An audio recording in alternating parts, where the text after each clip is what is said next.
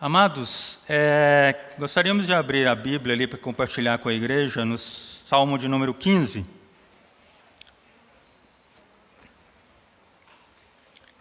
Salmo de número 15.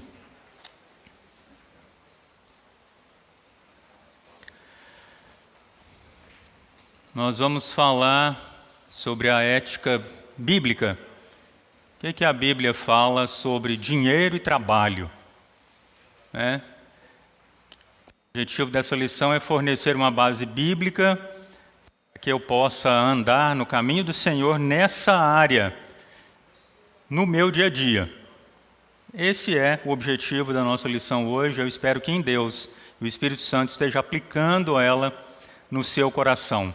Te dê uma base bíblica para entender biblicamente a ética por trás de toda a Bíblia acerca do dinheiro e do trabalho. Isso parece coisas associadas, e são, na realidade. Mas a forma que eu as entendo, a forma que eu as reconheço na minha vida, a forma que eu vivo a questão do trabalho e a administração do dinheiro, também implicam numa maturidade cristã que eu tenho ou eu não tenho, com respeito a esses dois temas tão urgentes e tão presentes na nossa vida, ou ausentes. Eu posso estar desempregado, então eu estou sem trabalho. Consequentemente, eu estarei sem dinheiro. Mas mesmo nessa situação, é importante a gente entender e estar atento para o que a Bíblia diz acerca de como se portar diante do trabalho e diante do dinheiro, que é um bem que Deus te deu para administrar. Diz assim o Salmo de número 15: Quem, Senhor, habitará no teu tabernáculo? Quem há de morar no teu santo monte? O que vive com integridade e pratica a justiça, e de coração fala a verdade, o que não difama com a sua língua, não faz mal ao próximo, nem lança injúria contra o seu vizinho. O que aos seus olhos tem por desprezível ao réprobo, mas honra aos que temem ao Senhor. O que jura com dano próprio e não se retrata. O que não empresta o seu dinheiro com usura, nem aceita suborno contra o inocente. Quem desse modo procede, não será jamais abalado. Vamos orar? Senhor, te damos graças pelo dia de hoje, por estarmos juntos aqui em comunhão, por estarmos também em comunhão com os irmãos em casa, através da internet, Senhor, através dos meios pelos quais o Senhor já disponibilizou. Que o Senhor fale no meu coração, fale no coração de cada irmão, que o Espírito Santo nos exorte, nos conforte, nos ensine de uma maneira muito prática, para que a nossa vida seja aperfeiçoada dia a dia, rumo à varonilidade, rumo à estatura de Cristo. No nome de Jesus que eu te oro. Amém. Amém, amados. Amados, o Salmo de número 15 aqui, ele fala sobre o cidadão dos céus. E dá alguns pré-requisitos para que você seja considerado um cidadão dos céus. Hoje, o pré-requisito que a gente tem para ser um cidadão é nascer, ser nato, ser oriundo ou ter nascido numa determinada cidade, estado ou país. Eu sou mineiro de Uberlândia, do Brasil. Essa é a minha cidadania. Mas e com respeito à cidadania dos céus? Quais são os requisitos que a Bíblia traz para nós como aquele que tem acesso ao reino dos céus? Ou seja, aquele que faz parte desse reino, mesmo não estando lá ainda, aqui como estamos, mas pertencendo já, tendo uma cidadania. Eu não perco a minha cidadania quando eu vou para outro país, não é mesmo? Quando eu vou para fora do país, lá no meu passaporte fala qual que é a minha cidadania. E a minha cidadania é brasileira. Então, mesmo que eu não esteja ainda nos céus, mas eu preciso ter no meu passaporte ali carimbado alguns pré-requisitos para que eu entre, para que eu passe definitivamente, quando chegar a minha hora, a essa cidadania dos céus.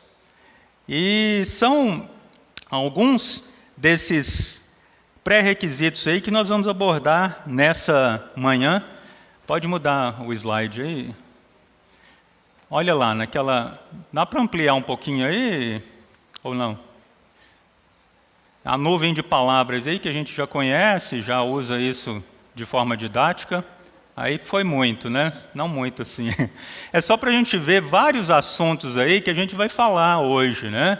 Olha lá, empréstimo, dinheiro, trabalho, integridade, verdade, vocação, juros, poupança, justiça, modéstia, ação social, contentamento, desemprego, né? Muitos assuntos que a gente vai tratar hoje de uma forma resumida, mas que é oportuno para a igreja pensar neles de uma forma bíblica. Você não pode ter a sua vida de forma apartada daquilo que você crê, daquilo que você vive. A nossa vida não é dividida entre sagrado e profano, como muitos talvez pregam, ou como muitos talvez entendam. Bom, quando eu estou aqui na igreja, os cânticos, as orações, a leitura, a ministração, os louvores, isso é sagrado. Agora, quando eu estou em casa, no trabalho, na faculdade, na escola, isso é considerado profano, isso é coisa do mundo. Então, nós temos uma dicotomia na vida. Mas, biblicamente, isso não existe. Deus, quando nos salvou, quando enviou o seu Filho Jesus para morrer por nós, Ele nos salvou integralmente. Ele nos salvou como homem, como mulher, como uma pessoa que está localizada numa cidade, que trabalha, que produz, que é ativa, que pensa, que age, que fala. Ele não criou essa distinção entre sagrado e profano. Bom, então as coisas de Deus são essas, as coisas do mundo são aquelas. Então hoje eu quero que você desfaça, se tiver, essa percepção da vida financeira. Bom, a vida financeira é minha, né? O meu bolso, o meu trabalho, meu suor, meu sustento, minha manutenção, meus. Sempre pensando dessa forma, nós então incorremos no erro de separar as coisas como sendo sagradas, aquilo que é de Deus, e aquilo que é do mundo. Essas coisas do mundo aí, Deus não se importa com elas. Um engano se você pensa dessa forma. A Bíblia é única e ela é a nossa regra de fé e prática. Ela serve para qualquer assunto que você quiser saber. Ela tem respostas, ela tem princípios. Lembra que na última aula, quando eu falei sobre contribuição, dízimo, eu falei sobre os princípios norteadores da Bíblia? E um deles é o da contribuição voluntária, que tem tanto no Velho quanto no Novo Testamento. Aqui também, com respeito ao trabalho e ao dinheiro, que são elementos espirituais de uma vida real que eu vivo todo dia, eles também pertencem ao conteúdo bíblico. E eu preciso entendê-los e usá-los da forma bíblica correta, para que eu, então, me achegue como cidadão dos céus de maneira irrepreensível. No próximo slide aí, a gente tem, então, o que fala aqui no Salmo 15, que são... Pode ampliar, se der. Que são 10 pré-requisitos que o salmista traz aí para a gente ter acesso à moradia, ao Santo dos Santos, se achegar ao tabernáculo e à tenda. O salmista aqui se referenciando, é claro, à casa do Senhor, que naquela época era uma tenda, depois foi um tabernáculo, depois um templo, e hoje é o meu coração e o seu. Entendem como que a dinâmica bíblica ela continua sendo a mesma e os princípios bíblicos são os mesmos? Para você se chegar até Deus, você precisaria desses requisitos morais. Hoje continua tendo os mesmos requisitos morais. Mesmo que não seja o templo, um tabernáculo, essas 4 paredes, mas hoje o meu corpo é o templo do Espírito Santo. Nele habita o Espírito Santo. E a partir desses 10 requisitos aí, que nós vamos pautar o nosso estudo nessa manhã. E o primeiro deles aí, olha, acompanha aí, a partir do verso 1 em diante, deixe o seu Salmo 15 aberto aí. Quem, Senhor, habitará no teu tabernáculo? O salmista agora elenca 10 requisitos, alguns positivos e alguns negativos, ou seja, o que eu tenho que ser e o que eu não devo fazer. Ele elenca 10 itens aí que a gente precisa entender um pouco deles, eu não vou me demorar neles, que a gente tem muito mais coisa para ver, mas eu destaquei aqui os 10. Olha só, viver com integridade. Verso 2, o que vive com integridade, depois, pratica a justiça, e em terceiro, fala a verdade. Esses são alguns princípios e pré-requisitos positivos, que eu preciso ter eles comigo, como princípios morais, para que eu então possa me achegar de forma correta ao Senhor e à sua santidade, à sua justiça. Viva com integridade, pratique a justiça, fale a verdade. 3 agora, de forma negativa, ou seja, que eu não devo fazer. Não difamar, olha lá no verso 3. Não difama com a sua língua, não fazer mal ao próximo, não lançar injúria.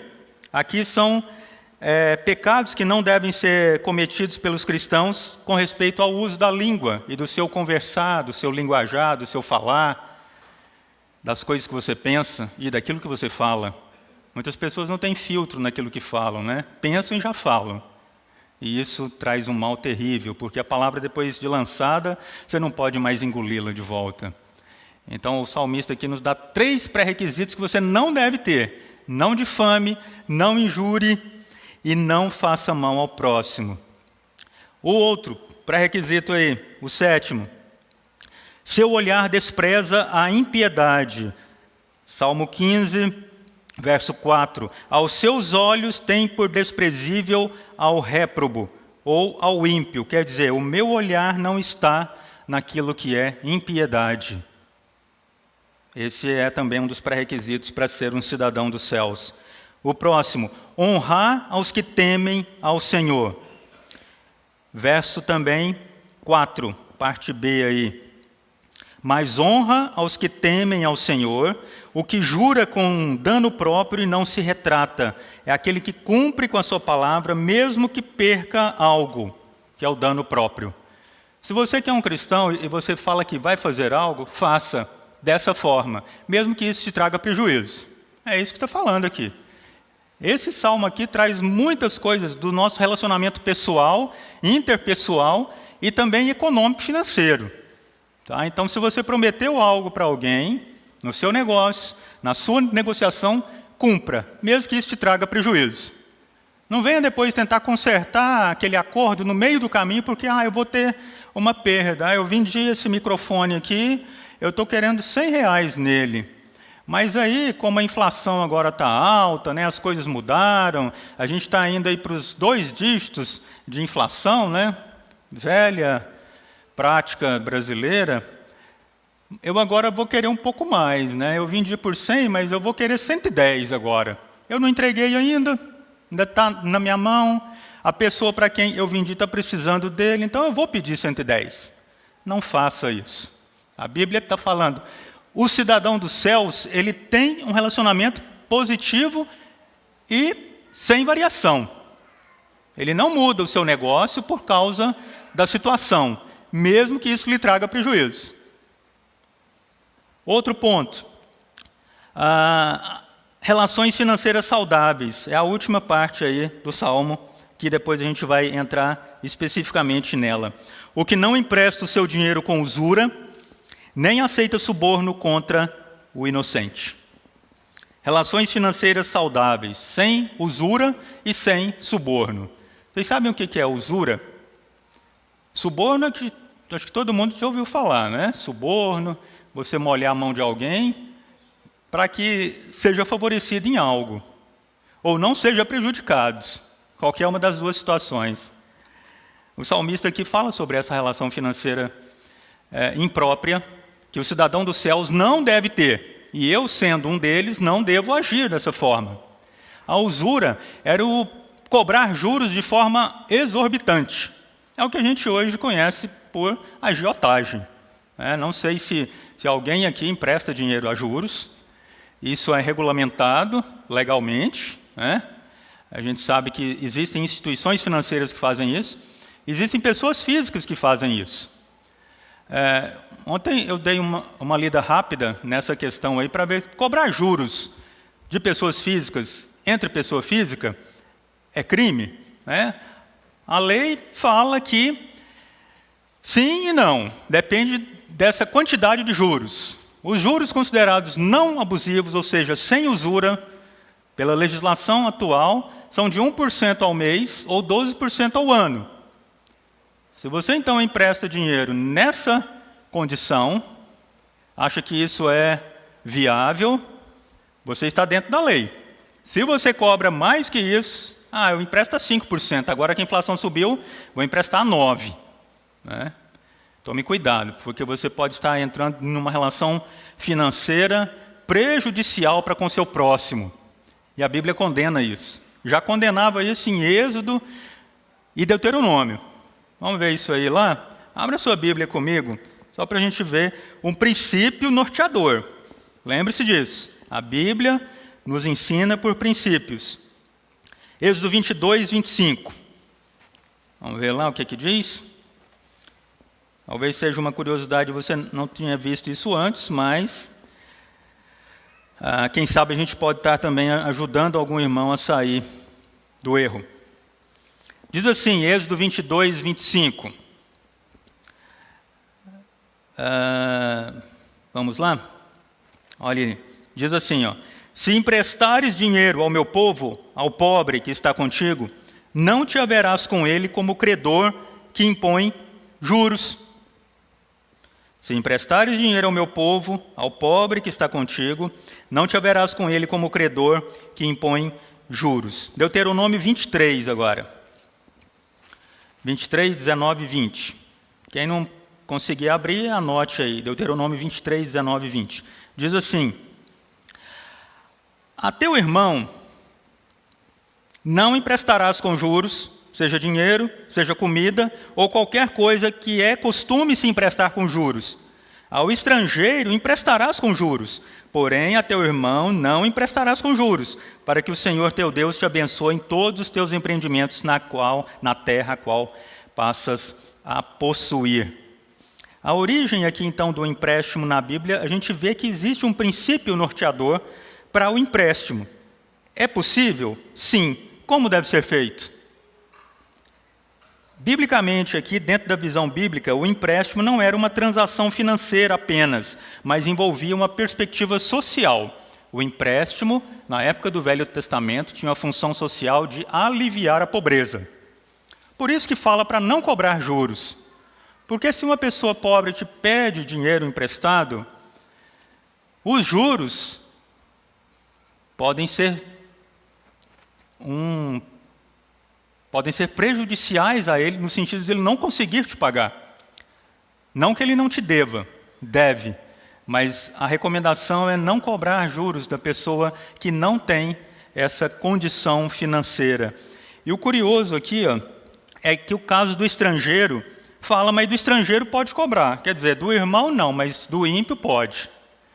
A Bíblia está falando isso. Por quê? Porque aí há uma relação de equilíbrio financeiro e econômico. Olha só, o ímpio cobra um valor de juros do outro ímpio. Então, quando ele pede um empréstimo, ele também deve pagar juros por esse empréstimo. É um equilíbrio na balança econômica. Vejam que nessa lei mosaica aqui, Deus já previa isso. A questão da regulação da balança econômica. Então, para o irmão, não deveria se emprestar com juros, porque ele é teu irmão, é do teu povo. Mas para o ímpio, ou para o estrangeiro, que não tinha a sua fé, você poderia cobrar juros. Não com usura, não com exorbitância, não com ganância, mas poderia cobrar. Por quê? Porque os estrangeiros geralmente cobravam juros também na época daqueles a quem emprestavam dinheiro. Vejam aqui então que há o princípio do equilíbrio econômico. As duas partes são beneficiadas. Esse é o princípio aí do empréstimo e da visão bíblica de empréstimo que envolve a perspectiva social, de aliviar a pobreza. Na Reforma, a gente teve também alguns expoentes aí, principalmente Calvino, que faz uma distinção muito importante entre empréstimo de consumo e empréstimo de produção. O que é isso? O empréstimo de consumo é aquele que você pede para si mesmo para suprir alguma carência sua. Eu estou desempregado, eu preciso pagar meu aluguel, preciso fazer uma compra no mercado, eu preciso que você me empreste esse dinheiro. Calvino, então, entendia que isso era considerado o empréstimo de consumo, de assistência. Outra forma, alguém pode chegar e pedir um dinheiro emprestado. Cleus, eu queria que você me emprestasse aí 10 mil reais, porque eu estou ampliando o meu negócio e eu vou precisar desse dinheiro para injetar capital, para comprar mais uma máquina, para comprar mais material e tudo. Isso Calvino considerava como um empréstimo de produção. É um empréstimo que visava não a subsistência do próprio credor, né? Mas ele visava ao aumento da prosperidade daquele negócio em que o que pedia empréstimo estava envolvido. Então, essas duas distinções também estão dentro do princípio do empréstimo na Bíblia. Portanto, os reformadores aí, ainda que o dinheiro emprestado a juros fosse permitido na época de Calvino, o trabalho honesto e produtivo é que deve ser a fonte de recursos para a nossa manutenção. Esse princípio aí é importantíssimo também, né?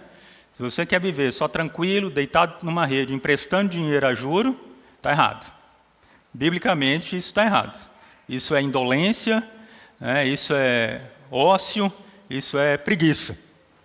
Então, o trabalho na Bíblia sempre foi valorizado por Deus, desde a criação. Desde a criação, Deus criou o homem, o colocou no jardim para quê? Para ficar lá só comendo frutinha e esperando as coisas acontecer? Não. Deus deu uma tarefa, um trabalho para o homem, de tratar, de cuidar, de cultivar desse jardim. Isso era um trabalho. Então, o trabalho não é maldição do pecado? Não. A maldição que veio com o pecado foi o afadigar-se no trabalho, o cansaço que o trabalho iria produzir depois do pecado. O suor do teu rosto comerás. A mulher terá dores de parto ao dar à luz. Consequências do pecado, mas não uma maldição. O trabalho nunca foi, biblicamente, uma maldição. Como muitos dizem, né? Nossa, mas que trabalho difícil. Eu estou sendo castigado nesse trabalho. Pese sua palavra, irmão. Pese sua palavra, irmã. Quando você pensar dessa forma, quando estiver trabalhando. O trabalho na época da Reforma, ele teve também um resgate daquilo que ele realmente e biblicamente é para a igreja. O trabalho na época da Reforma foi associado à vocação. Ou seja, é aquilo que Deus me coloca para fazer e que vai glorificá-lo, independente de qual trabalho for. Para os reformadores, então, e para nós também, igreja reformada do século XXI, não existe trabalho desprestigiado, não existe um trabalho menor ou melhor ou pior do que outro, existe uma vocação. Deus te chamou para ser isso, seja para a glória dele. Faça o seu trabalho como para o Senhor e não para os homens. Essa é a relação que Paulo dá no aspecto trabalhista, que envolve servos e senhores. Não trabalhe apenas quando o seu senhor, quando o seu patrão estiver te olhando. Trabalhe como se o Senhor fosse o seu patrão. E, na realidade, Ele o é. Porque é Ele que te deu esse sustento, Ele que te deu a força, a saúde para estar ali trabalhando. Não reclame tanto, não murmure demais. Seja grato pelo trabalho que Deus te deu. Porque isso está embutido, a vocação, aquilo que Ele te chamou para fazer aqui. Se Ele te chamou para ser um dentista, se Ele te chamou para ser um gari, se Ele te chamou para ser um padeiro, se Ele te chamou para ser um médico, se Ele te chamou para ser um marceneiro, seja para a glória dEle. Não fique cobiçando a função, o trabalho do outro. Eu queria mesmo é ser um deputado federal, não é? Só verba de gabinete são mais de 100 mil reais. Você pode pensar dessa forma, mas lembre-se, o seu trabalho está ligado à vocação que Deus te deu para executar. Que isso seja feito da melhor forma, independente de qual for o seu trabalho. Se você costura, esmere-se no fazê-lo. Se você capina lote, esmere-se para fazer isso bem feito. Se você é advogado, se você é um profissional liberal, faça da melhor forma. Essa é a condição para que a gente seja e esteja dentro dessa visão reformada de trabalho e que a nossa perspectiva possa mudar com respeito a isso. Outra questão sobre o empréstimo, e antes da gente mudar, é só o seguinte. Hoje em dia é fácil, né, pegar empréstimo, não é? Era mais difícil há um tempo atrás, depois foi ficando mais fácil, hoje é bem fácil. Hoje a gente tem aplicativo que você pede ali, no celular, né? Você faz lá um cadastro básico e passa a sua conta, ou o seu Pix, e o empréstimo cai na sua conta. Ótimo! Será? Nessa sociedade consumista que a gente vive, essas facilidades do dinheiro e do não trabalho, muitas vezes corrompem o meu coração para antecipar os meus desejos. Oh, como é bom, hein, fazer um financiamento de 72 meses, 96 meses, mas eu vou ter aquele carro. É bom, não é? Andar num carrinho zero. Quem já teve aí a oportunidade sabe do que eu estou falando. Quem não teve, não se aperreie com isso, né? Não sofra com isso, irmão. A Bíblia está falando para você não sofrer com essas coisas.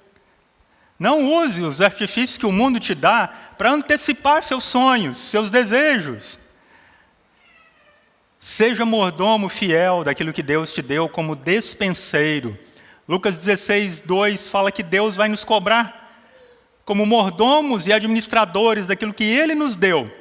A um deu 5 talentos, ao outro 3 e ao outro 1. Não importa como foi feita essa distribuição de renda que Deus fez. Não importa se eu sou considerado pobre, mais ou menos, ou rico. Calvino fala dezenas de vezes nas institutas sobre pobreza e sobre riqueza. E o curioso é que ele não trata nenhuma delas como prestígio ou como desprestígio. O curioso é como ele põe isso como situações normais da vida de cada um de nós, cristãos. Mas eu muitas vezes não aceito essa condição. Eu entendo que Deus me criou para que eu seja próspero. Esse é o mantra da prosperidade, da teologia da prosperidade. Eu sou filho do rei, eu sou um príncipe, então eu tenho que ter as coisas que Deus reservou para mim. Isso tem afligido o coração de muitos irmãos, de muitas irmãs, e tem promovido uma corrida desenfreada atrás do ter, do conseguir, do conquistar, do obter. Às vezes isso não é uma necessidade, é um desejo. Nós já falamos sobre isso aqui, as diferenças entre essas duas querências do meu coração. Nem tudo aquilo que eu tenho, Deus vai me dar. Nem tudo aquilo que eu quero, Deus vai me dar. Mas tudo aquilo que eu tenho é o que eu preciso ter. Essa é a visão do Salmo de número 1, onde o salmista fala que a gente pode, se o Senhor é o meu pastor, aquilo que eu não tenho, eu não preciso desejar. Tem até uma música do Projeto Sola, Salmo 23, que canta essa bênção de Deus para a nossa vida. Se o Senhor é o meu pastor, aquilo que eu não tenho, eu não preciso desejar. Se não for assim, Ele não é o meu pastor sou eu mesmo. Se tudo que eu quero eu corro atrás, se tudo que eu tenho está guardado ali, fazendo uma poupança, e eu tenho medo de perder o emprego, eu tenho medo de passar necessidade, o Senhor não é o meu pastor, se eu vivo a vida dessa forma, correndo atrás, fazendo hora extra, trabalhando sábados, dia todo, domingo às vezes, horas extras, e fazendo isso e aquilo para que eu tenha uma vida melhor, para que eu seja próspero. Cuidado com isso. A Bíblia fala das duas circunstâncias que eu posso estar na minha vida: pobreza ou riqueza. Mas a falta de recursos não implica que eu seja menos favorecido do que aquele que tem mais recursos. Porque o que tem mais recursos pode se ensoberbecer e pensar que não precisa mais de Deus. E o pobre também pode se desesperar e pensar que Deus o abandonou. Entendem como eu posso ir para os dois extremos? E biblicamente está errado, tanto sendo pobre, vamos dizer no sentido bíblico, que é aquele que não tem muitos recursos, mas não é o pobre que a gente vê hoje, por exemplo, no estado de miserabilidade, que é outra coisa, né? Mendicando, passando fome, necessidade. Estou vendo todos aqui muito saudáveis, até gordinhos, né? Essa pandemia aumentou o peso nas balanças aí. Alguma coisa está errada com essas balanças, né? A gente engordou alguns quilinhos aí, mas isso é pobreza? Então, o padrão que eu tenho para pobreza e para riqueza depende muito de como eu entendo que Deus, na sua soberana vontade, faz com os recursos que Ele deixou à minha disposição.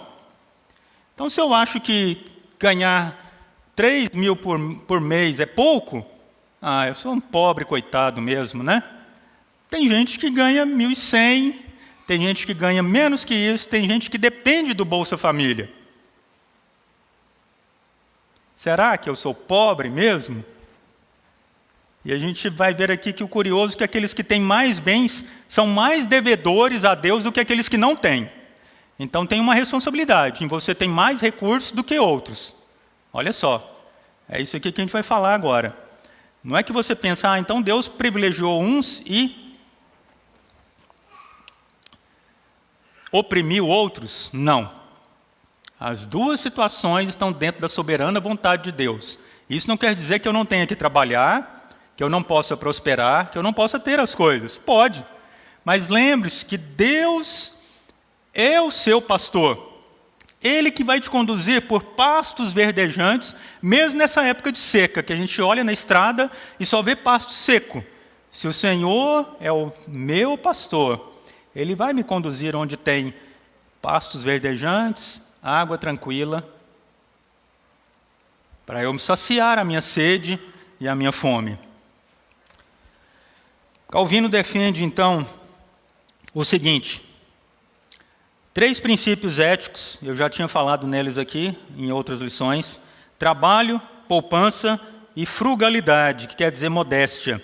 Sendo que a poupança aqui não é o sentido de acumular riquezas, ou de acumular algum pouquinho que você põe ali todo mês, mas no sentido social. A ética social dos reformadores se baseava nos 3 princípios: trabalho, não perca isso de vista; modéstia, você trabalhe, tem o seu sustento, tem as suas coisas, mas não se preocupe em ter mais. Se tiver, amém por isso. Se não tiver, contentamento, modéstia na sua vida financeira. E, por último aqui, a poupança no sentido de ajudar o outro. Tá? A poupança na época da reforma tinha o sentido assim: se eu tenho muitos bens, eu então tenho o dever de ajudar os outros que precisam. Esse é o sentido do terceiro ponto da ética do trabalho reformado. Trabalho, modéstia e poupança, com o sentido de ajudar o outro. É para isso que Deus nos deu mais bens do que para outros. Você já tinha pensado nisso? Você sabe que você é devedor do seu próximo quando ele precisa de você, porque os recursos que Deus te deu foram superiores aos dele, e por isso então você pode ajudá-lo, por isso você deve ajudá-lo. Essa é a ética cristã, a ética socioeconômica do cristianismo. Se você tem mais, ajude a quem não tem. Não deixa isso para o governo fazer, não deixa isso para o regime fazer, porque a gente sabe que todos esses regimes humanos são cheios de falhas e de pecados. O sonho do comunismo, por Karl Marx, o socialismo também já foi, e o capitalismo está aí capengando, sendo selvagem, sendo mesquinho, mas representando aquilo que a sociedade pecadora é. Não pense que qualquer um dos sistemas vigentes da economia vai ajudar o pobre de verdade. Quem ajuda o pobre de verdade é quem tem mais um pouco que ele, no aspecto social. Mas o que o resgata dessa sua miserabilidade é Cristo Jesus. Se ele tiver salvo a sua alma, não adianta ganhar o mundo inteiro se você não tiver a salvação em Cristo Jesus. É isso que é um princípio bíblico que traz para nós. A primeira questão, então, que a gente precisa entender é isso, que pobreza e riqueza são duas situações que nós vamos viver com elas sempre na nossa sociedade. Mas nem por isso eu sou irresponsável a ponto de não auxiliar ou aliviar a pobreza do meu próximo. Eu não estou pregando aqui o comunismo, né? Não estou pregando aqui o socialismo. Eu estou pregando uma visão bíblica de auxílio ao necessitado. Desde o Velho Testamento já tinha isso como regra, porque o homem é duro, porque o homem sempre quer mais, e ele quer acumular para si, como se não dependesse de Deus, ou como se, nossa, se Deus me desamparar um pouco, eu tenho ali na minha poupança guardado um dinheiro para qualquer eventualidade. Se o Senhor é o meu pastor, aquilo que eu não tenho, eu não preciso desejar. A gente precisa pensar dessa forma, amados, com respeito à ética social do trabalho e do dinheiro que nos é legado, né, dado por Deus em nossas vidas. Caminhando aqui para o final, amplie um pouquinho aí para nós essa transparência aí, tá? Ficou pequena, né? Aqui parece que está dando para ler isso aí, está ótima lá. Na criação, Deus mandou o homem cultivar e guardar o jardim. Depois disso, da queda veio a fadiga e o cansaço. Mas o trabalho também traz o progresso para a humanidade, né? A gente sabe bem disso aí. Desde a época de Gênesis, a gente percebe que Deus deu aptidão a determinados homens para serem construtores, para serem ferreiros, para serem negociadores, para serem pastores. E a humanidade foi caminhando para isso aí, e chegamos, né, no Egito, que foi extremamente próspero com respeito a toda a arte, toda a ciência. Depois a gente vai mais para a Idade Média, e aí começam as grandes transformações da nossa vida cotidiana. A Revolução Industrial, o descobrimento da energia elétrica, o motor, a combustão, e por aí vai. Em 1960, a internet, depois chega aqui no Brasil já nos anos 80, e hoje estamos aí, no mundo global, fruto do progresso da humanidade, fruto da inteligência dada por Deus quando criou o homem à imagem dele. Isso tudo é fruto de trabalho. O trabalho é eficiente para o progresso da humanidade, mas ele não deve se esquecer do aspecto social dele também.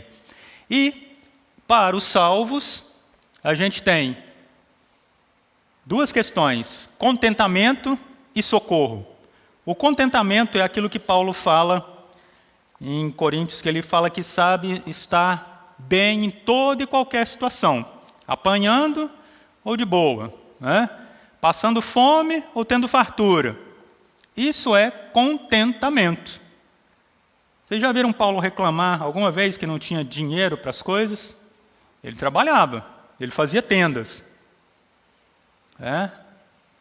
Ele também recebia ajuda das igrejas, recebia, quando as igrejas se dispunham a ajudá-lo.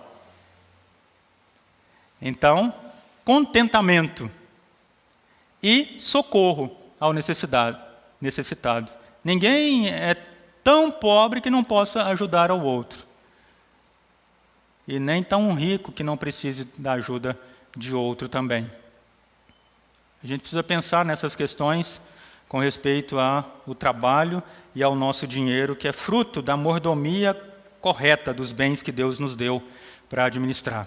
Não sei o que Deus te deu para administrar na sua vida. O que Ele ainda te dará como benesse. Não sei o que Deus fará ainda na sua vida. Talvez aquele sonho que você tenha de uma casa própria, de um carro novo, não sei o que você pensa materialmente falando. Pode ser que você consiga, pode ser que não, mas dê graças a Deus porque Ele consegue te fazer pagar o aluguel no fim do mês. Isso é contentamento. Não é sofrer porque eu não tenho. É ser grato porque aquilo que eu preciso ter, Deus me dá. Isso é contentamento de acordo com o princípio bíblico. E, caminhando aqui, somos administradores dos bens de Deus. Lucas 16, 2, última passagem. Como é que está o tempo aí? Estou sem relógio aqui, mas estamos caminhando aí para o fim. Lucas 16, 2, último texto. Só um dos textos aqui que falam sobre a mordomia, a parábola do administrador infiel. Deus nos livre de ser assim.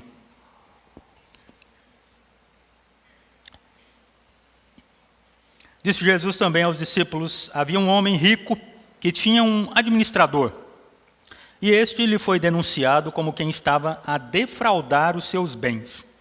Então, mandando-o chamar, lhe disse: que é isso que ouço a teu respeito, rapaz? Presta contas da tua administração, porque já não podes mais continuar nela. Disse o administrador consigo mesmo: que farei? Pois o meu senhor me tira a administração. Trabalhar na terra não posso. Também de mendigar tenho vergonha. Eu sei o que farei, para que quando for demitido da administração me recebam em suas casas. Tendo chamado cada um dos devedores do seu senhor, disse ao primeiro: quanto deves ao meu patrão? 100 cados de azeite. Toma tua conta. Assenta-te depressa e escreve 50. Depois perguntou ao outro: tu, quanto deves? Respondeu ele: 100 coros de trigo. Toma tua conta e escreve 80.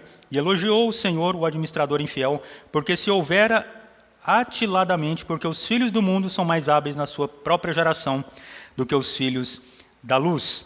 Eu vos recomendo, das riquezas de origem iníqua fazei amigos, para que quando aquelas vos faltarem, esses amigos os recebam nos tabernáculos eternos. Quem é fiel no pouco, também é fiel no muito. E quem é injusto no pouco, também é injusto no muito. Ok. 16:2. Manda-o chamar. Presta contas da tua administração. Isso é Deus, o homem rico, que deu bens para que nós administrássemos. E ele repartiu todas as riquezas da terra com cada um de nós. Ele deu um pouco para você, para você, para você, para mim. E ele quer que você preste contas disso. Não defraude os bens que o Senhor lhe deu. Use isso com sabedoria. Use isso com sabedoria. Aquele homem se viu apertado ali. Ele teve que dar um desconto muito grande para receber as dívidas e assim então cobrir o caixa.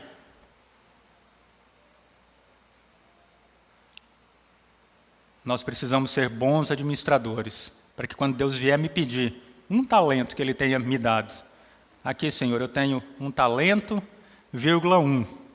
Eu consegui aumentar um pouco, mas não esconda o seu talento, a sua vocação, o seu trabalho, não esconda o seu dinheiro, seja socorro ao que precisa também. Aplicações práticas, caminhando agora para o encerramento. Olha lá.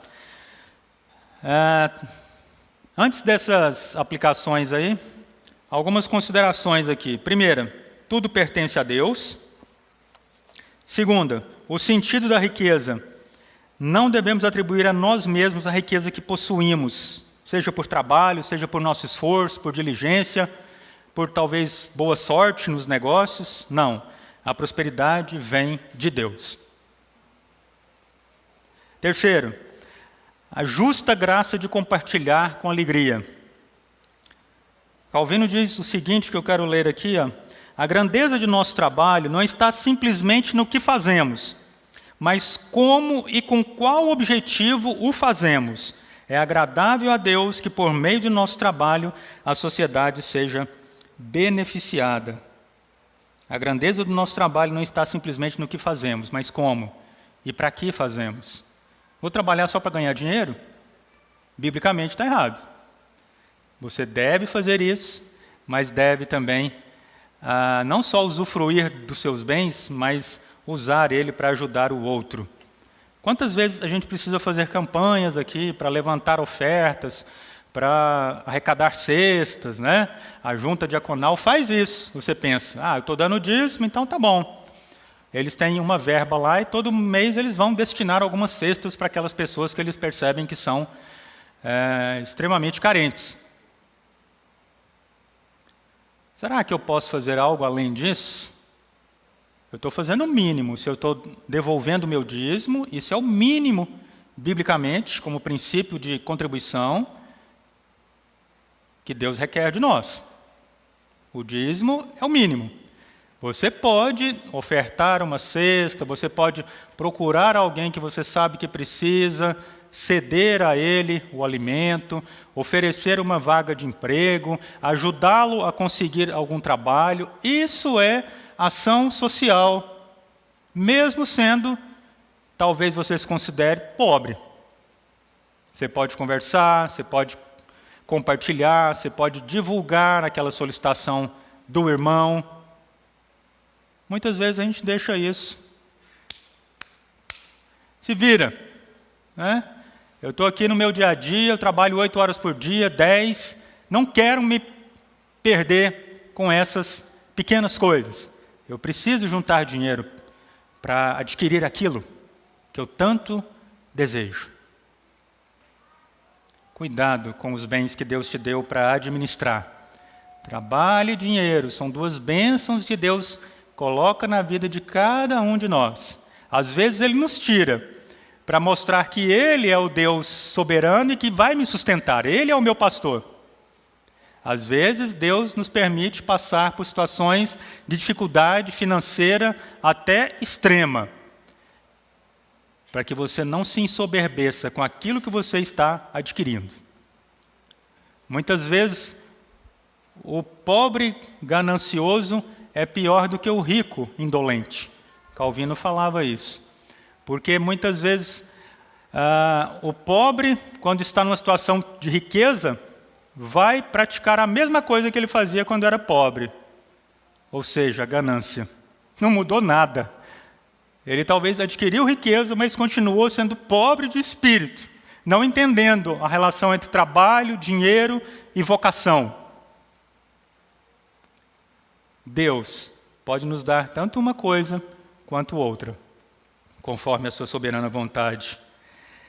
E essas 3 aplicações aí que eu gostaria de partilhar com a igreja, depois posso abrir para alguma pergunta, é o seguinte: considere, você agora, pense nisso, considere seriamente esses princípios da mordomia financeira na sua vida.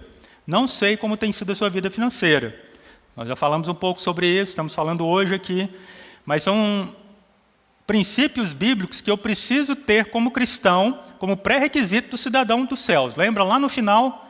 Não emprestar o seu dinheiro com usura. Eu nem tenho dinheiro para emprestar, Cleus. Nem tenho. Como é que eu não vou incorrer nesse pecado? Nem tenho dinheiro para emprestar. Você pode falar, né? Mas a sua relação com o dinheiro pode não ser saudável. Talvez você está tomando muito empréstimo hoje em dia, além do que você pode pagar. Fui bancário por 20 anos e tem uma conta muito simples que a gente fazia para saber se a pessoa, sem preencher todo um cadastro formal, né? É uma regra muito simples. Você pode comprometer 30% da sua renda com empréstimos. E olha que a gente fazia uma triagem no sistema financeiro todo, para saber se o camarada não estava escondendo, né? Porque, às vezes, a pessoa ganhava 5 mil. 5 vezes 3, 15, né? Então eu posso fazer um empréstimo de parcela de 1.500, seria isso. Mas ele tinha prestação da casa, R$800. Ele tinha um financiamento do carro, R$300. A conta não fecha. Então, as instituições financeiras, muitas vezes, nos negam como forma de Deus agir na sua vida. E você insiste. E vai para outros bancos, para outras financeiras, para onde eu posso pegar aquele dinheiro. Porque eu desejo. Às vezes eu não necessito, eu desejo antecipar algum sonho. Não comprometa a sua renda, porque isso é uma má administração, Deus te pedirá contas. Ele pode fazer você perder muito mais do que isso, que você acha que não tem hoje, para que você dependa dele, para que você entenda que Ele é que é o Deus soberano que te sustenta, Ele é que te conduz, Ele é que te leva a pastos verdejantes, te faz passar pelo vale da sombra da morte, nas maiores dificuldades, mas te garante, no final, um pastoreio tranquilo. Preocupe-se com os seus empréstimos, tá? Não tenha mais do que 30% de sua renda comprometida com todos eles. Essa é uma dica de ex-bancário aqui, de pessoa que já lidou com as mais diversas situações na vida de pessoas ao longo dos anos. Não se comprometa muito financeiramente com empréstimos. Adie seus sonhos e não antecipe suas preocupações, né? E quando você pega um empréstimo ali, amigo, e o imobiliário é o maior deles, né? 30 anos, para quem tem idade suficiente. 30 anos para pagar uma casa. É muito tempo. É melhor que o aluguel? Pode ser. Talvez possa não ser. Então, situações, caso a caso, precisam ser trabalhadas. Só por curiosidade, né? Eu tenho um empréstimo imobiliário, que fiz quando mudei para Goiânia aqui, e ele foi feito há uns 8 anos atrás, né? A taxa de juros estava em torno de 10% ao ano. Não é uma taxa cara, né? Aparentemente não. Mas depois de um tempo, de uns 3 anos, 4 anos, eu vi que aquela prestação parece que não diminui, né? Nos primeiros anos ali, ela não diminui nada. E se você multiplicar o que você pagou pelo que você ainda irá pagar, o saldo devedor é algo inimaginável. Você pensa, eu estou sendo lesado. Tá, por um elemento chamado juros, né? Tanto faz no price quanto no saque. Estou só dando uma curiosidade aqui pessoal. Eu quis fazer uma portabilidade, né? Vou trocar de banco, porque as taxas diminuíram, a inflação diminuiu nesses anos aí, eu estava incomodado com aquilo, falei, eu vou fazer. É como se fosse fazer um novo financiamento, né? É falar com o gerente, é cadastro, é documentação, é tudo isso, é vistoria. E aí chega no fim lá, então, depois de uma proposta com o banco B, eu levo no banco A, e ele vai ver se cobre a oferta. E foi isso que aconteceu. E houve uma economia, calculando de forma grosseira, de mais ou menos 190 mil reais. Só para vocês terem uma ideia do juro que eu iria pagar se eu não tivesse feito a portabilidade. Então, tem coisas que eu preciso pensar um pouco e atinar. Como estão seus empréstimos hoje? Será que foram feitos com juros muito altos? Será que não compensa você negociá-los, pegar um empréstimo com juro mais baixo e quitar aquele com juro alto? Isso é administração financeira. Então, a gente precisa estar ligado com as coisas, né? Não se comprometa além daquilo que você pode. Adie seus sonhos. Né? Adie seus sonhos. Sonhe um pouco mais para frente. Não seja tão imediatista. Isso é glorificar a Deus com o seu dinheiro. Porque senão depois, amigo, você vai começar a pedir emprestado para pagar um empréstimo. Isso é o cúmulo, né? Eu tenho que pedir um dinheiro emprestado para pagar um empréstimo para o banco, porque o banco cobra e o banco toma a sua casa, toma seu carro. Então, nós precisamos tomar cuidado com a administração do nosso dinheiro.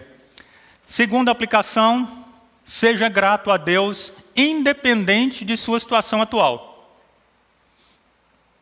Você entende o que é isso que a gente está falando? Seja grato a Deus, independente do seu saldo no banco, independente daquilo que você tem guardado, independente das suas posses, independente do seu trabalho, independente da sua renda, seja grato a Deus. Nós temos uma tendência muito grande de murmurar, né? Muito grande. Eu ganho só isso? Meu colega está aqui do meu lado e ganha mais que eu. Lembra da parábola dos trabalhadores da vinha? Tanto faz, alguém que chegou agora, alguém que está aqui há 1 ano, alguém que está aqui há 2 anos. O administrador retribui como ele quer e da mesma forma. É o pagamento, é o salário, é digno, é a vocação que Deus te chamou. Talvez Deus não te chamou para ganhar 20, 30, 50 mil no mês. Meu sonho, você pode pensar. Mas Deus está sendo gracioso com você. Seja grato a Deus, independente da sua situação. Trabalhe, prospere, produza, consiga realize seus desejos dentro da administração correta das suas finanças. E, por último, trabalhe honestamente e seja uma pessoa, um socorro ao necessitado. Isso é uma responsabilidade que pesa sobre cada um de nós e que a gente tem se desviado muito dela, né? A gente tem deixado isso para a junta diaconal fazer, e não é o certo. A gente tem deixado isso para o governo fazer, e não é o certo. A reforma resgatou isso aí e tomou para si essa responsabilidade, que é um princípio bíblico do socorro ao necessitado, para aliviar a pobreza daquele que tem necessidade urgente.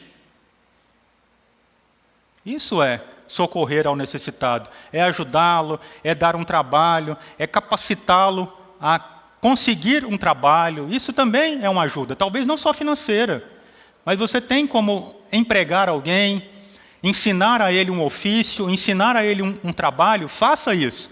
Isso é socorrer ao necessitado. Calvino fazia isso em Genebra. Lá tinha muitos mendigos, muitas pessoas de rua. E ele pegava essas pessoas de 3 a 6 meses, ele ensinava um ofício para elas, dava a eles a condição de trabalhar. Se eles não quisessem fazer, depois desse período, ele expulsava eles da cidade. Assim era tratada a assistência social no século XVIII. Hoje a gente deixa tudo isso para o Estado, né? O Estado se vira. É Bolsa Família, é Bolsa Gás, é Bolsa Energia, é um tanto de bolsa aí que muitas vezes a pessoa nem trabalha mais porque vive de bolsa. Está errado. Independente da situação, o homem precisa do trabalho. Essas pessoas que vivem só de bolsa, está errado. Esse assistencialismo aí, a gente precisa mudar isso no nosso país, mas isso vai começar com pessoas que têm essa visão bíblica de socorro ao necessitado. Se a igreja não fizer nada, vai continuar desse jeito aí e piorando com o passar do tempo. Só vai piorar. Tá? Só vai piorar. Se eu não intervir, se a igreja não intervir nessa situação, hoje somos praticamente 1/3 da população brasileira. Que peso que nós temos! E muitas vezes esse peso é um peso gordo, sentado, amarrado, que não faz nada.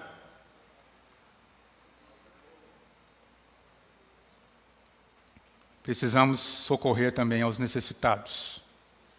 Isso é um princípio bíblico da ética cristã, de trabalho e dinheiro. Meu dinheiro serve para ajudar o outro.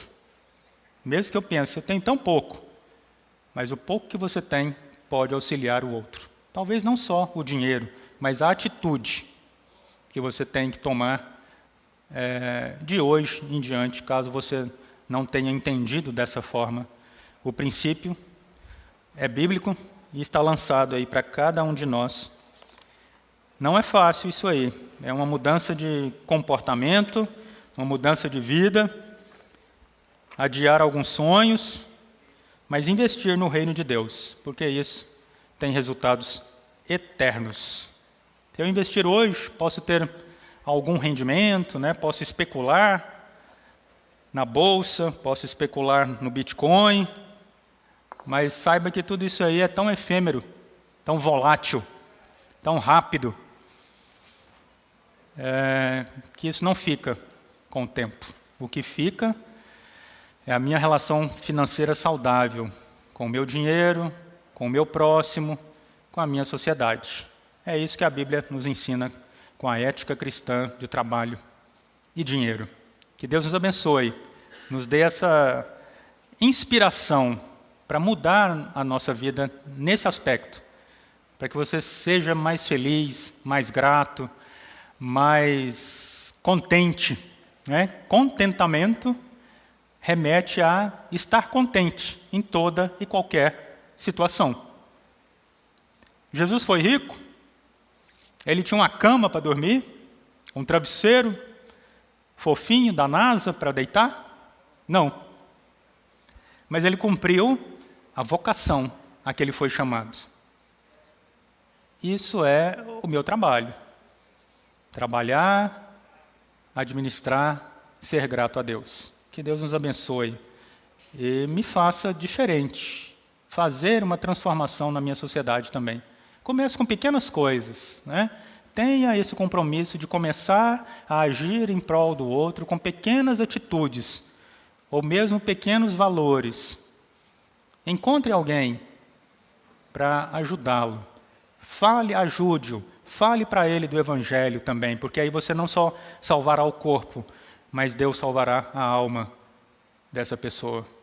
Esse é o nosso trabalho como cristãos. Essa é a visão bíblica que Deus quer deixar para nós. Que Ele nos abençoe e nos dê força para isso aí. Amém. Olá, que bom ter você por aqui. E aí, gostou do vídeo? Então não se esqueça de se inscrever no nosso canal, ativar o sininho para receber as notificações dos outros vídeos que virão, curtir esse vídeo e principalmente, é claro, compartilhar ele com as pessoas que você ama, para que elas também sejam edificadas e abençoadas por essa mensagem. Nos siga também nas outras redes sociais que estão aparecendo aí na sua tela, para você poder acompanhar melhor os nossos horários e as nossas programações. Tá bom? Que Deus abençoe sua vida e até o próximo vídeo.